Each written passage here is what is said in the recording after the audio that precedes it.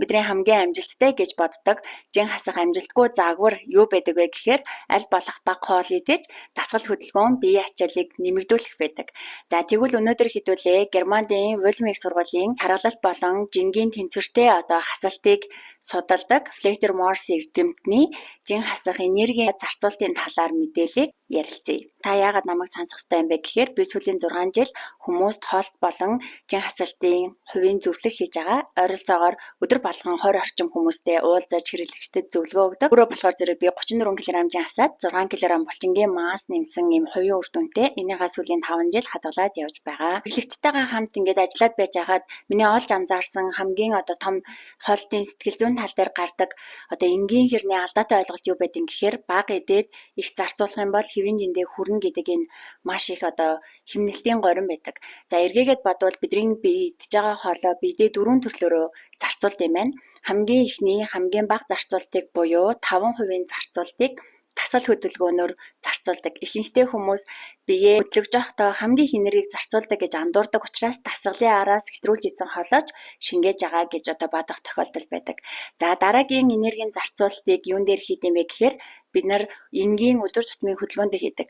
Зүгээр босоод ажлаа амжуулахдаа, гэрээ цэвэрлэхдээ, 0 орохдоо ч гэдэг юм уу тийм ингээд энгийн хөдөлгөөнүүд хийгээд хүүхдтэйгээ ярилцаж хүмүүстэй уулзаа сууж байхдаа л бид нар энергийн хувьд дасгал хөдөлгөөн хийхээс ч илүү их энергийн зарцуултыг хийдэг. Анзаараад үзвэл хүн өдөржингөө ачаалттай ажилласан өдрийн араас бие маш ихээр ядарсан байдаг шүү дээ. Яг энэний адил бидний биеийн энергийн зарцуулалтын 15% нь энгийн амьдралын үйл ажиллагаанд зарцуулдаг гэсэн үг.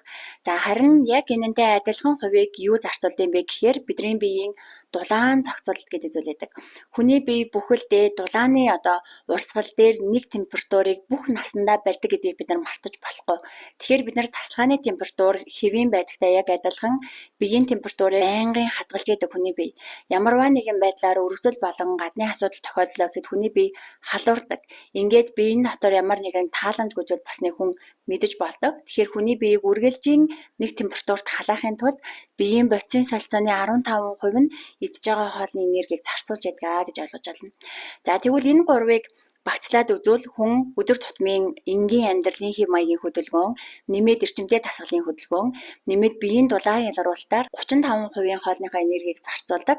Гэтэл 65% үндсэн том хоолыг бид нар хаашаа зарцуулдаг юм бэ гэхээр хүний огт бододгүй тэр зүйлсээр зарцуулдаг. Бид нар насан туршдаа амьсгалж байгаа зүрхний цохилт, судсаар шим тэжээлэг гүйлэж байгаа судасны урсгал, хүн унтаад сэржидэг унтах үеийн биеийн хүн төлжилтүүд тарих үргэлж мэдрэлийн системээрээ биендээ даалгавар өгж байгаа тэр даалгавар. За нөгөө талаар хоол идлээ, хоолыг биедээ шингээж хоол боловсруулах эртэн систем ажиллаж байгаа.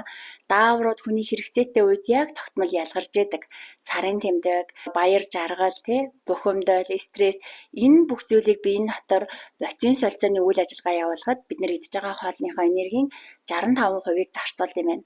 Хүн жингээ хасахыг хүсэж байгаа. Тэгвэл жин хасалтын энэ нэмэлт энергинд бид нар саяны ярьсан 4 зүйлийн яг алийг нь ашигладаг вэ гэд бодоод үзэх юм бол бодисын солилцоогоо хамгийн ихээр ашигладаг байгаа. Яагаад гэвэл бидний биеийн илүүдэлжин хүний биеийн дээр зүгээр ч нэг ирээд үүсчихдэггүй бас дээрэс нь өлслөөгээд хэмнэлдээд гарчдаг зүйл биш. Харин энергийн зарцуулалтын тооцоолол дээр бидний биеийн дотор энэ зарцуулагдах хэсэгтээ зарцуулагдж илүүдэл өөхлөлтүүд биенээс буурах боломжтой байд юм байна. Тийм болохоор сүүлийн үеийн шинээр гарч ирж байгаа шинжлэх ухааны жин хасалтын тренд юу болоод байгаа юм гэхээр та аль болох биендээ ухаалаг түлшийг өгөөрэй. За тэрийг аль болох дутагдуулахгүй биендээ хэрэгтэй шим тэжээлийг нэмж авахыг зориорой.